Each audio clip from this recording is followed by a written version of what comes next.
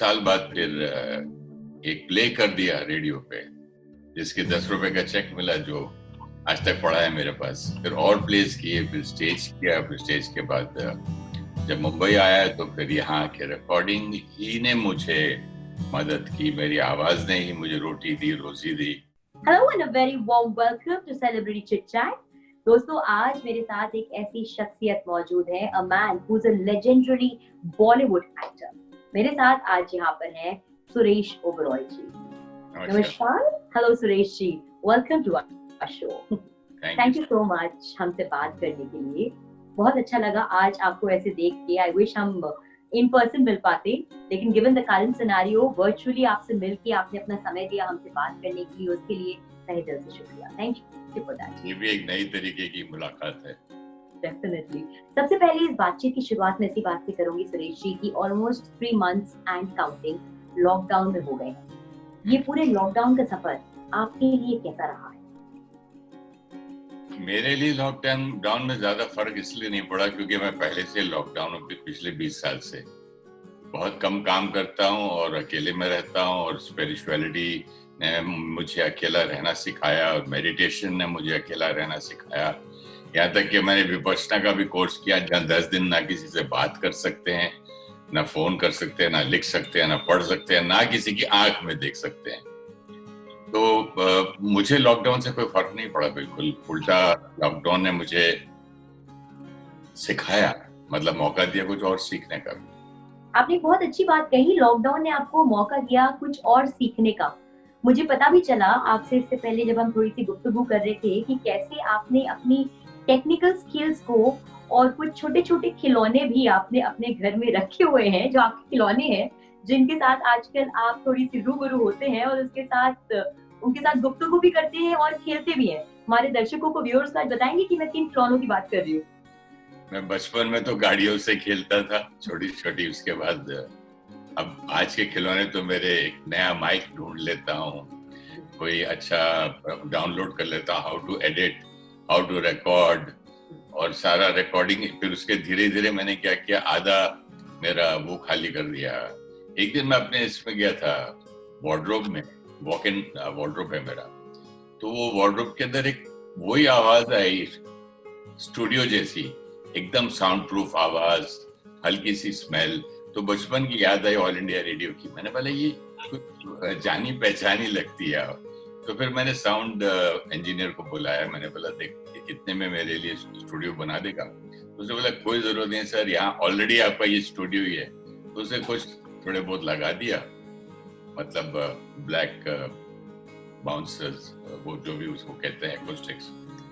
और फिर मैंने नया माइक लिया, नया फिर डाउनलोड किया रिकॉर्डिंग के लिए। फिर अब अपने आप रिकॉर्ड करता हूँ, सारी दुनिया में जाती है मेरी रिकॉर्डिंग, और किसी को पता नहीं चलता स्टूडियो में है कि घर पे है। आपने अभी बात करी मुझसे ऑल इंडिया रेडियो की, तो क्या हम ये कहें कि आपने अपनी इस पूरे करियर की शुरुआत ऑल इंडिया रेडियो के साथ वॉइसिंग करके करी थी? याद नहीं, मैं छोटा सा था तब, तो छोटा हैदराबाद में रहता था, तो वहाँ ऑल इंडिया रेडियो में एक कोई नवाब साहब थे जो बच्चों का प्रोग्राम लेते थे। तो मैं चला गया एक प्रोग्राम में, तो सारे हम लोग बैठे थे 10-15 लड़के। तो उन्होंने बोला आप क्या करते हैं? तो मैंने बोला मैं कुत्ते बिल्ली की लड़ाई करता हूँ। मिमिक्री, घर में कुत्ता बिल्ली को देखा था लड़ते हुए एक दिन, तो मैंने वो मिमिक्री कर डाली, और क्योंकि दोनों की खूब लड़ाई। तो उसके बाद कुछ साल बाद फिर एक प्ले कर दिया रेडियो पे, जिसके 10 रुपए का चेक मिला, जो आज तक पड़ा है मेरे पास। और उसके बाद फिर और प्लेस किए, फिर स्टेज किया, फिर स्टेज के बाद जब मुंबई आया तो फिर यहाँ के रिकॉर्डिंग ही ने मुझे मदद की, मेरी आवाज ने ही मुझे रोटी दी, रोजी दी।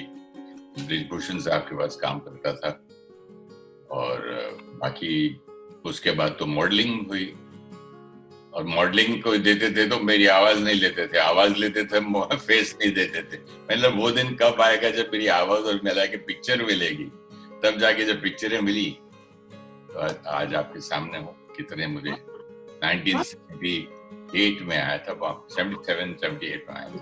हाँ जी, मैं आपसे ये पूछूंगी सुरेश जी कि आपने कहा अपने वो जो आपको पहला 10 रुपए का चेक मिला था वो आपने आज तक संभाल के रखा है, उस चेक की अहमियत इमोशनली आपके लिए क्या है? वो करोड़ों रुपए है, उसकी अहमियत क्या है?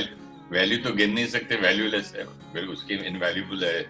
उससे बढ़ की कोई अमानत है मेरी हो जाए।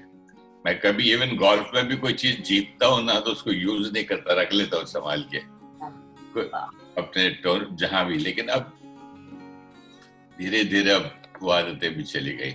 लॉकडाउन में ये इन्हें ये भी सिखा दिया कि डिटैचमेंट सिखा दी। बच्चों से नहीं मिल गए मुझे आज कितने दिन हो गए। मैं मार्च में मिला था, 15 या मार्च या 20 मार्च को, याद नहीं है। आज तक ना बच्चों की शक्ल देखी, ना ग्रैंड चिल्ड्रन की देखी, ना बात तो इस पे होती है जूम वगैरह पे, लेकिन ये डिटैचमेंट भी सिखा दिया साथ में। तो आज ये ग्रैंडफादर का भी एक थोड़ा सा चेहरा देखते हैं और अपने दर्शकों को दिखाते हैं कि ये ग्रैंडफादर, ये पूरा सफर आपके लिए कैसा रहा है व्हेन यू बिकेम अ ग्रैंडडैड, और वो पूरी जर्नी, वो पूरा सफर अपने दोनों बच्चों के साथ, जो आपके लिए भी आपके बच्चे ही हैं, of course your father only to them but a grandfather. Luckily उन दिनों में बहुत कम पिक्चर करती थी और ऑलमोस्ट रिटायर ही हो गया था, तो बहुत खेला बच्चों को। सुबह उठते ही पहले मेरे पास बच्चे आ जाते थे, सुबह ताकि वो लोग फिर बाद में सो जाते थे, ताकि उनको सुबह की नींद प्यारी थी, मुझे बच्चे प्यारे थे, तो दोनों का फायदा हो जाता था। वो सो जाते थे मेरे पास बच्चे छोड़ के, और सुबह उठ के जो करना है मस्ती सारी, नहाना खेलना, दादाजी नहलाएंगे, दादाजी खिलाएंगे, नाना जी खिलाएंगे, नानी जी रोटी देंगे। और मुंह में भी अब उसको बॉल वॉल बनाता था, उसके खिलौने बना के बच्चों को ऐसे खेल के मस्ती। मुझे भी मजा आता था, उनको भी आता था, आज तक याद करते हैं बच्चे। So as a दादू आपका सफर आपके लिए ज्यादा खूबसूरत रहा कि एज अ फादर आपने अपने आप को ज्यादा इवॉल्व और ग्रो होते हुए देखा एज अ पर्सन? इवॉल्व तो एज ए दादू और फादर तो नहीं होता। इवॉल्वमेंट तो सिर्फ इवॉल्व तो तब होता है इंसान जब अपने आप को खुद को पहचानता है और भगवान से कनेक्ट होता है, परम पिता परमात्मा से कनेक्ट होता है, या कॉन्शियसनेस आपका, जो शब्द आपको चाहिए पसंद है। तो इवॉल्व तो इससे नहीं होते, इससे तो और दलदल में जाते हैं, अटैच होते चले आते हैं इमोशनली, दलदल एकदम फंसते जाते हैं। बच्चे की आवाज नहीं, बच्चे को ये क्यों किया, बच्चा रोया क्यों, मेरे बच्चे को ये क्या हो गया, बहुत ज्यादा मतलब मेरा हो जाता है ना। मेरे लिए में और मेरे में बहुत फर्क है। बहुत बहुत लिए अभी मेरे लिए है ये कंप्यूटर वगैरह चीजें, है जब तक है। बहुत खूबसूरत, बहुत खूबसूरत। इसीलिए तो कुर्सी से जब हटता है ना बड़ा आदमी, वो उस वक्त अगर सोचे कि मेरे लिए थोड़े दिन के लिए है, अब इसके बाद कोई और आ जाएगा, या जनरल बोलेगा मुझे तो उतरना ही, राजा बोलेगा मुझे उतरना ही है, तो वो अंडरस्टैंडिंग हो जाए कि मेरे लिए है, चंद दिनों के लिए ठीक है, फाइन। मुझे ये भी बताइए आपकी, मतलब मैं पूछूंगी, जैसे आप दादू हैं, दोनों बच्चों में से कौन सा बच्चा ज्यादा शैतान है और कौन सा आपको ज्यादा तंग करता है दादू होने के नाते?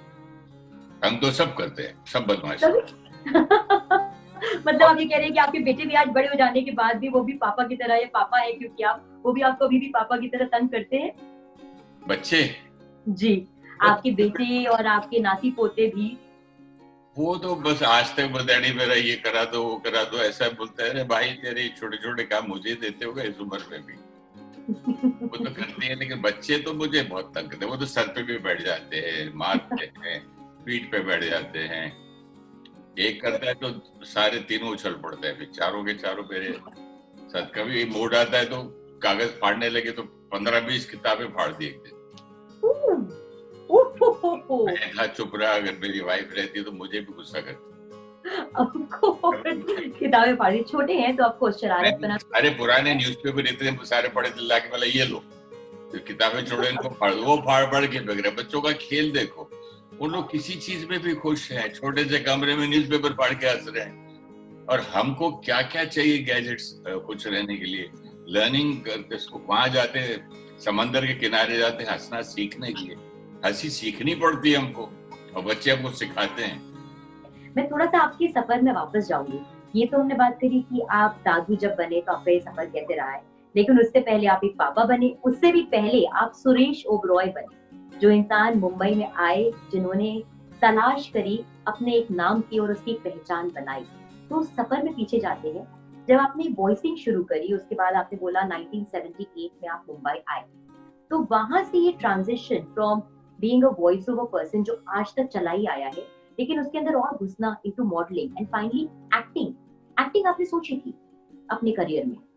एक्टर बने तो आया था, बनने ही आए थे वहां पे, मतलब वॉइसिंग। 1974-76 2 साल फिल्म इंस्टीट्यूट पूना में गया था, FTI 76 में पास किया, शादी के तीसरे दिन जाके इंस्टीट्यूट ज्वाइन किया। 1974 1 अगस्त को शादी हुई, 4 अगस्त को मैं 5 अगस्त को मैं क्लास में था। कैसे मुश्किल से मनाया अपनी वाइफ को, उसे सोचा था कि ये मैंने तो बिजनेसमैन से शादी की है और मुझे वहां एडमिशन मिल गई। मुझे उम्मीद नहीं थी, मैंने बोला हजारों में से 8 लोग हैं, सिर्फ 8 में से भी 2 शायद फॉरेनर थे कुछ। तो एक चीज बताइए कि जब आप बच्चे थे, बचपन में आपके, क्या आपको हमेशा से एक्टिंग के प्रति रुझाव रहा? और आपकी ये आवाज भी, ये आपको कुदरत की देन है, ऊपर भगवान का आपके ऊपर आशीर्वाद तो है ही, लेकिन क्या आपने इसके ऊपर भी काम किया है? एक्टिंग का शौक तो मुझे बचपन से था। मेरी मदर भी घर पे प्लेस करती थी, ढोलक बजा के गाने गाती थी मदर। हम लोग प्लेस घर के अंदर ही करते थे, भाई बहन मिलके। मैं कोई पठान का रोल कर लेता था, कोई कुछ रोल कर लेता था, तो मेरी माँ ऊपर पगड़ी बांध लेती थी कुछ, मतलब हम लोग खुद घर में बचपन से प्लेस करते ही थे। वैसे भी मदर बहुत अच्छा ढोलक बजाती थी, गाना भी गाती थी। घर के अंदर म्यूजिकल माहौल था। मेरी बड़ी सिस्टर सब क्लासिकल सिंगर्स, गोल्ड मेडलिस्ट हैं, और घर में बचपन से बड़े गुलाम अली खान और बेगम अख्तर ऐसी कान में आवाज पड़ी। और मुझे जब मैं 7 साल का था जब मैंने पहला रोल किया था, लेकिन वो लड़की का रोल किया था उसके हाँ जी। हमारा बॉय स्कूल था, तो लड़की का रोल था। तो उसमें भी मेरी मदर वो कुछ सी रही थी बैठ के, बुनते नहीं थे मदर को, ऐसे करके फिर ऐसे डाल के घुमा के वो इतना सारा बुन दिया था स्वेटर। तो मुझे पता नहीं कहाँ से ये चीज थॉट आई, क्योंकि मेरे अंदर ही थी एक्टिंग। तो मैंने बोला माँ ये मुझे दे दे। बोले क्या करेगा? नहीं मैं जब स्क्रीन खुलेगा मैं खाली बैठा करूंगा क्या? तो फिर मैंने जब ऐसे करके शुरू किया और साइलेंट रहा, पर्दे खुले, और जब दूसरा लड़का मेरा आया, दूसरी मेड लड़की बनके, जब तक उससे डायलॉग शुरू नहीं हुआ तब तक ये मैं करता रहा। तो लोगों ने इतनी क्लैप मारी उस पे। आज जाके हम 74-76 बैच में सीखे कि आपको कोई बिजनेस ढूंढना है, एक्टिंग कोर्स में जो सिखाया पूना में। और ये मैं बचपन में 7 साल की उम्र में बिना सोचे समझे वो बिजनेस ढूंढ लिया था। कितने सारे आपने आज तक किरदार पर्दे पे उतारे हैं और आप आज भी उतारते ही हैं। इनमें से अगर मैं पूछूं, मुझे पता है मुश्किल तो बहुत होगा, लेकिन फिर भी कोई एक किरदार जो आपके बहुत करीब हो आपके दिल के, और दूसरा एक ऐसा किरदार जो आपको आज तक लगा हो बहुत कठिन रहा निभाना पर आपने उतारा। मुझे तो हर चीज पहले कठिन लगती थी। स्विमिंग पूल में मैं स्विमिंग चैंपियन था, स्कूल का स्टेट लेवल तक था। तो डाइव पानी में करने से पहले मुझे बुखार आ जाता था, इतनी टेंशन लेता था। तो मुझे हर चीज मुश्किल लगती थी मुझे, और कोई भी रोल भी मुश्किल लगता था। घर में प्रिपेयर, सीन के बाद भी अपने आप में बात करता था। अपने एक बार तो सीन करके घर आया, घर में वो डायलॉग बोलता जा रहा हूँ, मैंने ये क्यों किया वो, और उधर ड्राइवर नहीं था, मैं गाड़ी चला रहा, घर पीछा चला गया, समंदर क्रॉस हो गया तो देखा मैंने, मैं बी आर चोपड़ा का घर आ गया, ये कहाँ पहुंच गया। फिर याद आया कि भाई मैं कहाँ खो गया, अपना घर भूल गया। फिर यू टर्न लेके वापस आया। तो काम में जब मैं देखता हूँ तो मुझे मेरे बाजू कोई चाय रख के जाता है, फिर मैं उसको फोन कर, यार चाय नहीं लाया, बोला रख के गया साहब। मेरे कंसंट्रेशन का ये हाल है। फिर मैं देखता हूँ अरे ये तो यहाँ पड़ी। तो कठिन तो मुझे हर चीज लगती है, क्योंकि मैं हर एक में कुछ ना कुछ ढूंढता करने के लिए, इसको ऐसे कैसे करे। और कभी भी जब मुझे तेलुगु फिल्म या तमिल फिल्म का रीमेक करना होता था ना, तो मैं कभी उनकी पिक्चर नहीं देखता था। मैंने कहानी सुना दो आप मुझे, क्योंकि कहीं ना कहीं उस कैरेक्टर को देख के उसकी एक भी चीज कॉपी नहीं करनी है मुझे। सही बोला। हाँ, और कई बार कुछ रिकॉर्डिंग के लिए कोई वॉइस ओवर भेजते तो आपको डमी भेजे, मतलब नहीं, आप मुझे डमी नहीं भेजेंगे, आप लिख के भेजेंगे, मैं उसको अपनी अंदर से, Suresh Oberoi as a policeman, Suresh Oberoi as a doctor, Suresh Oberoi as a lawyer, Suresh Oberoi as a चोर, एनीबडी, गुंडा, अच्छा बुरा, तो I as so and so मैं प्ले करता हूँ। तो इन किरदारों में कोई आपका सबसे पसंदीदा किरदार? किरदार तो अभी ये ऐसी बात होगी, कौन सा बच्चा अच्छा लगता है आपको? हाँ, सारे मेरे कुछ बच्चे। 2 या 3 तो होंगे ना जो आज भी आप याद करते हो? बहुत लोगों को जो बहुत पसंद है, गजल है मेरी, किसी नजर को तेरा इंतजार आज भी है।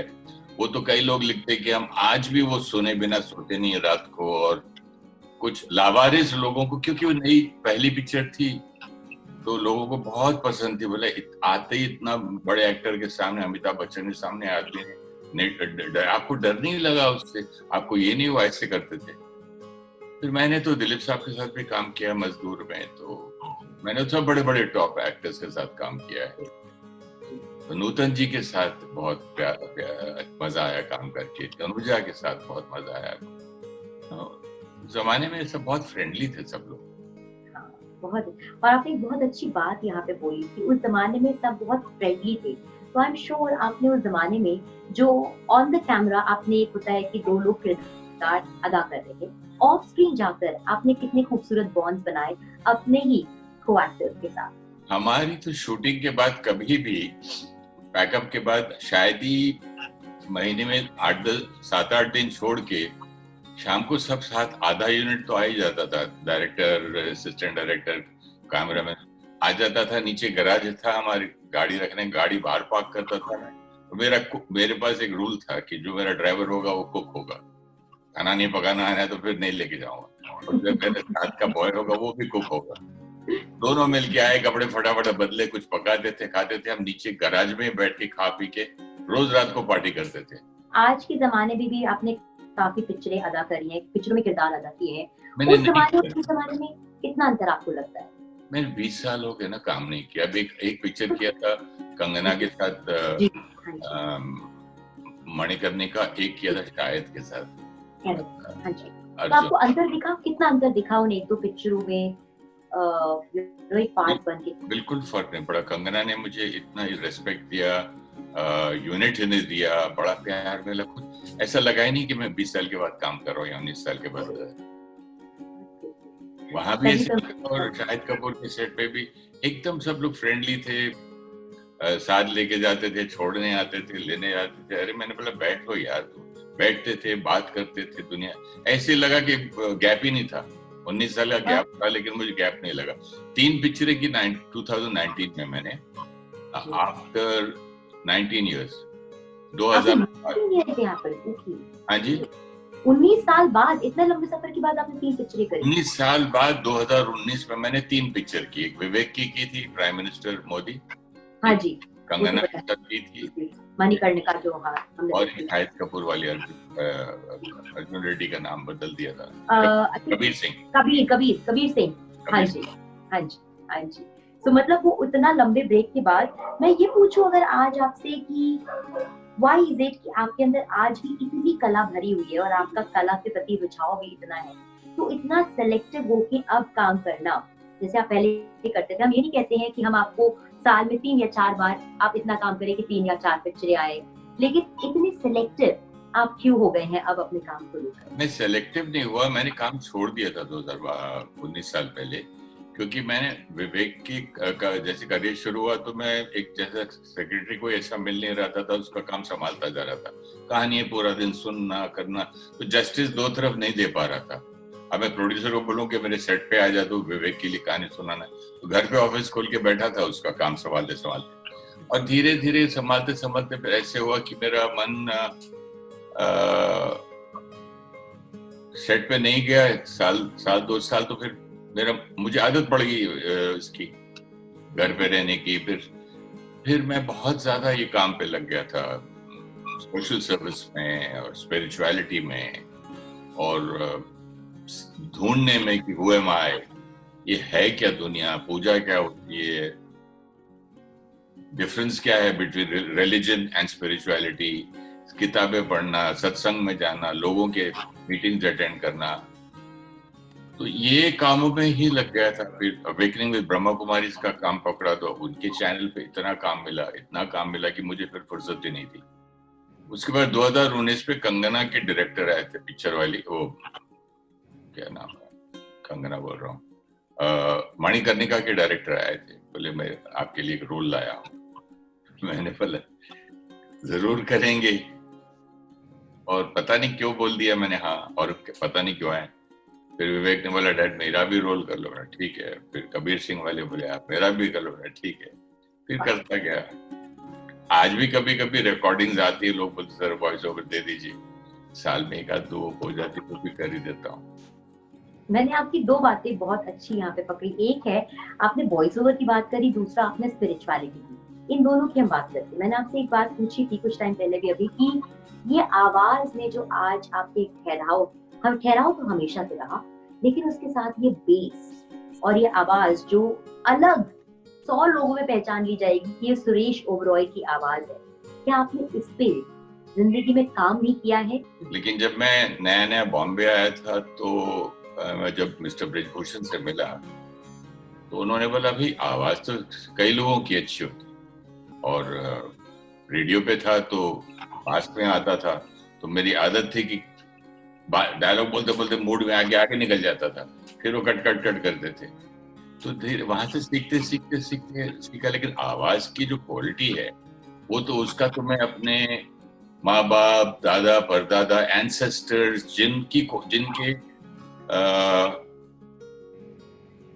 क्या जीन्स या जिनकी तरफ से मुझे ये गिफ्ट मिली है, उनको मैं प्रणाम करता हूँ, उनका शुक्र करता हूँ ऊपर वाले का, और अपनी सारी पुरानी जनरेशंस को करता हूँ, उनका धन्यवाद देता हूँ। क्योंकि मुझे अभी कल रात को मैं देख रहा था कि 42 वॉइसेस इन द वर्ल्ड में मेरा नाम था। हाँ जी, जी। The best speaking voices in the world.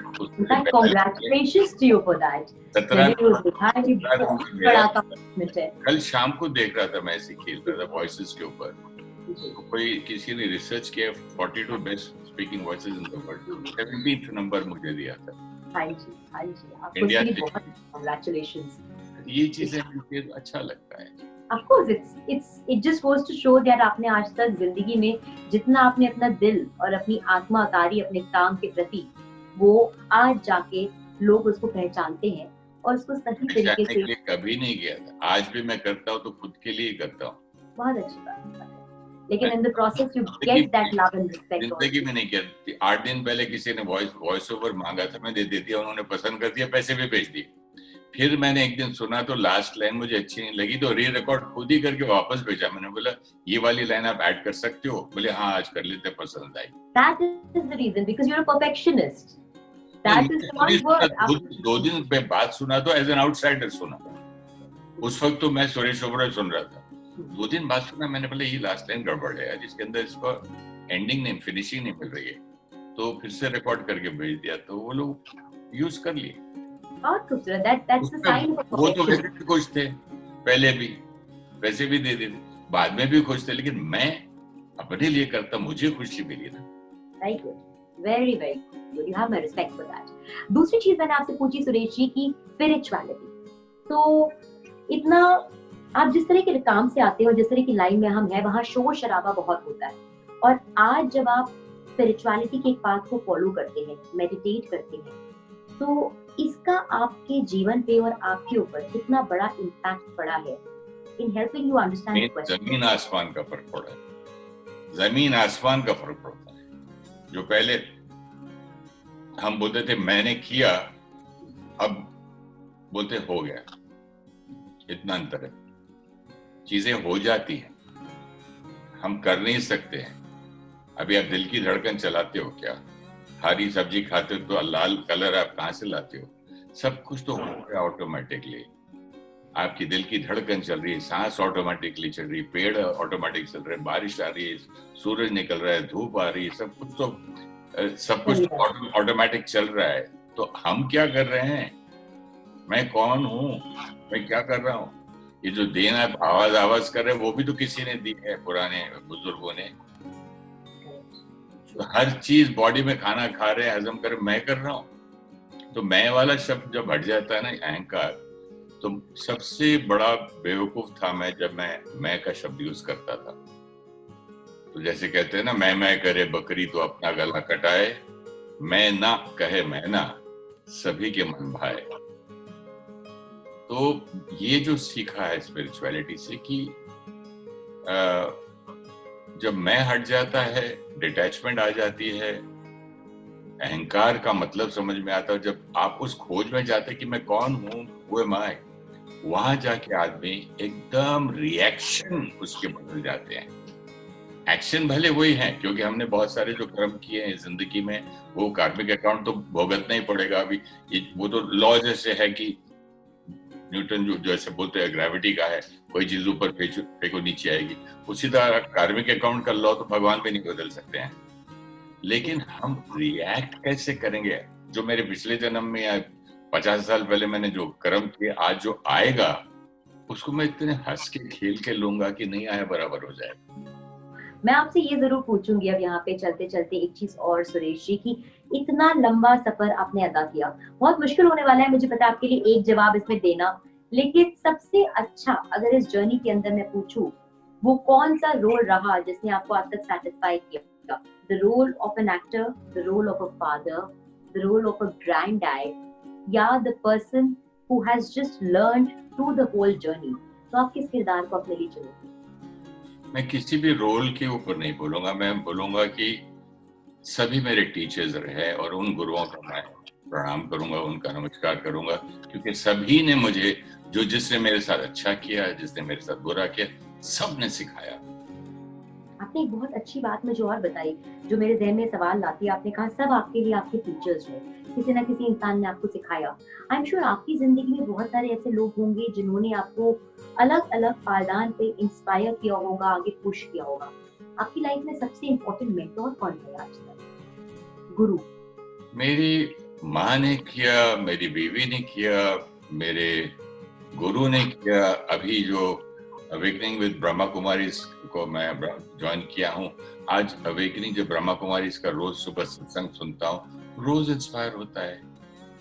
तो एक स्टेज होती है हर एक की, पहले 7th क्लास, फिर 8, फिर 10, 12, PhD तक। तो मैंने तो मदर से स्टार्ट हुआ, फिर वाइफ ने मेरी गुरु थी, फिर मैं ढूंढते ढूंढते, जब मेरे यहाँ बहुत बड़ा हादसा हो गया था, एक्सीडेंट में मेरे भाई मेरे गोद में हाथ में उन्होंने दम तोड़ दिया था गाड़ी में। तो मैं तब खोजने लगा है क्या दुनिया। तब वो जो इंसिडेंट, फिर गुरुओं ने 2-3 गुरु किए, सब ने मदद की, सबका शुक्रिया। उसके बाद आज ब्रह्मा कुमारी का शुक्रिया, ये बहनें कितना सिखाती, सबका धन्यवाद करना। मैं तो आपको एक बात बोलूं, आप हंसेंगे, मैं सुबह उठ के पलंग का, तकिए का, चादर का, पंखे का, AC का, सबका धन्यवाद करता हूँ। दुबई में मुझसे आदमी पूछ रहा था, सारा यार तू AC बंद क्यों कर रहा है? बोला नहीं भाई, मेरा देश नहीं है तो क्या हुआ, मैं तो बंद करूंगा। ये तो लॉस ऑफ द वर्ल्ड है, इलेक्ट्रिक पावर है, प्रकृति का लॉस है, किसी होटल का लॉस नहीं हो रहा है। बहुत सही बात है। इनफैक्ट हम ब्लेस्ड हैं कि हमारे पास ये सब कुछ है जिंदगी में, ऊपर वाले ने दिया है हमें इतना, तो हर उस चीज की शुक्रगुजार होना बहुत खूबसूरत सोच है। It's a very true and a beautiful thing. Value भी तो देखना है ना, कैसे लोग लात मार देते यूज करके। मैं तो दवा भी खाता तो उसके छिलके को फेंकता नहीं, प्यार से बोलता, उसको भी थैंक यू कहता हूँ कि उसने संभाल के रखा इसको, दवा को, नहीं तो अंदर पानी हो जाती थी ना। Thank you. हमने सीखा था हमारे वेद शास्त्र में लिखा, फूल को भी तोड़ने से पहले बोलते थे कि भाई मुझे तुझे तोड़ रहा हूँ, बुरा नहीं मानना, भगवान के चरणों में लेके जा रहा हूँ और अच्छी स्थान पे ले जा रहा हूँ, प्लीज मुझे माफ कर। Let me go on a slightly lighter note also. आपसे एक चीज पूछूंगी, मैं तब से आपसे पूछना चाह रही हूँ, कितनी बार मैंने पूछा आपका कोई फेवरेट किरदार, आपने कहा ये तो वही बात हो गई कि सारे बच्चों में से एक बच्चे को बताओ कि कौन सा मेरा फेवरेट है। तो चलिए, अगर किरदार आप नहीं चुनाव कर पा रहे हैं, उसकी एक चयन नहीं कर पा रहे हैं, तो कम से कम मुझे किसी एक फेवरेट किरदार की 2 लाइनें ही बोल के सुना दीजिए, एक डायलॉग जो आज तक आपको याद हो अपने किरदार का, जो आपको बहुत अच्छा लगा हो।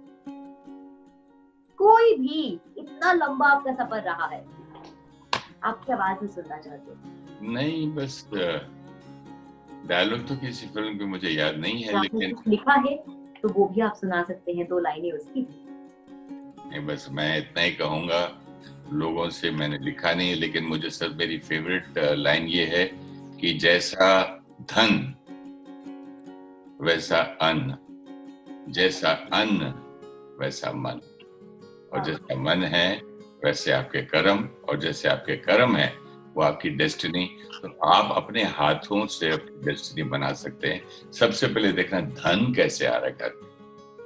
बहुत अच्छी बात, उसको जैसा धन खाओगे वैसा मन बनेगा, एकदम सही बात। वाह, और बहुत जैसा खूब। मन रहेगा वैसा आप वैसा अन्न आएगा, जैसा अन्न आएगा वैसा मन बनेगा। I just wish people also start realizing after this नहीं, thought. माई that लोग उसका डुबा दिया, इसका डुबा दिया, इसको दुख करके कर लिया, गरीब के कम कर दिए, वो सबसे बड़ा पाप है।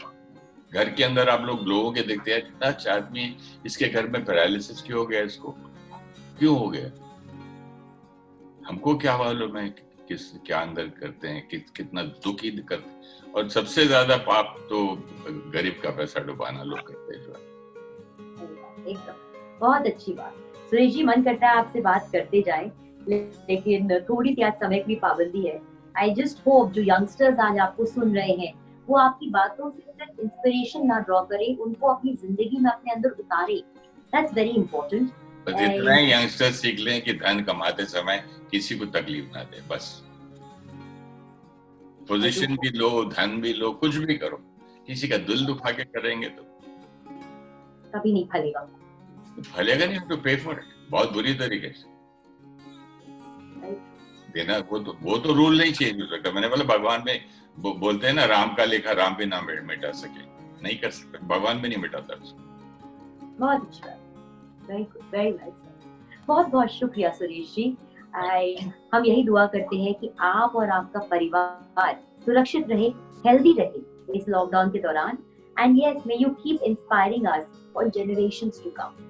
आपकी आवाज हमेशा हमारे कानों में गूंजती रहे, आती रहे, और आपको हम बड़े पर्दे पे देखते रहे, यही दुआ है। थैंक यू सो मच, आपने मुझे दुनिया के लोगों से बात करने का मौका दिया, और मैं सारी दुनिया के लिए, धरती के लिए प्रार्थना करता हूँ रोज सुबह। और आप सब भी धरती को एक गोले को इमेजिन करके सारी प्रकृति को आशीर्वाद और प्यार भेजिए, और हर घर को, हर इंसान को, हर चीटी को, हर जानवर को। Thank you very much. बहुत बहुत शुक्रिया। Thank you so much.